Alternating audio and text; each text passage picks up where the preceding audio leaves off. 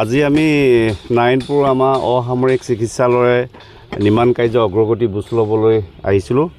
ইয়াত ত্ৰিবেণী কনষ্ট্ৰাকশ্যনে এই প্ৰজেক্টটো নিৰ্মাণ কৰি আছে। গ্ৰাউণ্ড+4 আমাৰ বিল্ডিং হ'ব আৰু খুব সঠিকভাৱে আগবাঢ়িছে আৰু তেওঁলোকে ডে নাইট কাম কৰি আছে আৰু ৰাইজে যাতে সোনকালে পায় সেইকাৰণে মই ফ্ৰিকুৱেণ্ট ইয়াত ভিজিট কৰি আছোঁ, সময়মতে যাতে ওলায় আৰু বিশেষকৈ এই হস্পিটেলখন খুব সোনকালে যাতে হয় তাৰ বাবে মাননীয় মুখ্যমন্ত্ৰী ডক্টৰ হিমন্ত বিশ্ব শৰ্মা ডাঙৰীয়াই তেওঁ যেতিয়া ইয়াৰ নিৰ্মাণ কাৰ্য তেওঁ কৰকমলৈ আৰম্ভ কৰিছিল তেখেতে ইনচেণ্টিভ এনাউন্স কৰিছিল।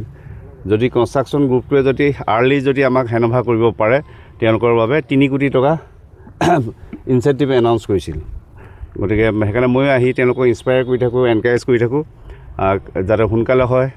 আৰু এই হস্পিটেলখন নোহোৱাৰ বাবে আমাৰ সমষ্টিবাসীয়ে সৰু সুৰা কামত কেটলা যাবলগীয়া হয়, গহপুৰ যাবলগীয়া হয়, তেজপুৰ যাবলগীয়া হয়, লখিমপুৰ যাবলগীয়া হয়, যাতে এই সমস্যাটো সোনকালে আমি উৰ পেলাব পাৰোঁ। সেইকাৰণে ক্ষেত্ৰভিত্তিক আজি পৰিদৰ্শন কৰি তেওঁলোকক মই ডিচেম্বৰলৈকে কিমানখিনি আমি যাব পাৰিম, জানুৱাৰীলৈকে কিমান যাব পাৰিম, ফেব্ৰুৱাৰীলৈকে কিমান যাব পাৰিম, মাৰ্চলৈকে কিমান যাব পাৰিম, এপ্ৰিললৈকে কিমানখিনি আমাৰ যাবগৈ সেইখিনি তেওঁলোকৰ পৰা এটা ষ্টেটাছ ৰিপৰ্ট এনেকুৱা ৱৰ্ক প্লেন দিবৰ কাৰণে মই কৈছোঁ।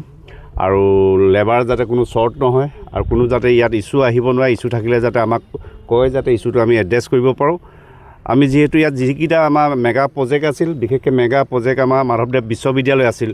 মাধৱদেৱ বিশ্ববিদ্যালয় যোৱা জুলাই মাহতে আমি সাজু কৰি ৰাখিলোঁ গ্ৰাউণ্ড+3 সেইধৰণে আমি কলাক্ষেত্ৰতো আজি 2 বছৰ পূৰ্বে আমি ৰাইজলৈ উৎসৰ্গা দিব পাৰিলোঁ।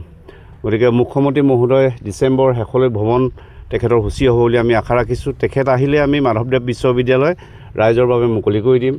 তেতিয়া আৰু এভাগ আমাৰ ইয়াত স্পৰ্টছ ইনফ্ৰাষ্ট্ৰাকচাৰ নাছিল, বিপিয়াৰ ফালে আছিল, আমাৰ নাৰায়ণপুৰ ব্লকত নাছিল, তাতো আমি ইনডোৰ আৰু আউটডোৰ ষ্টেডিয়াম সাজু কৰি ৰাখিছোঁ।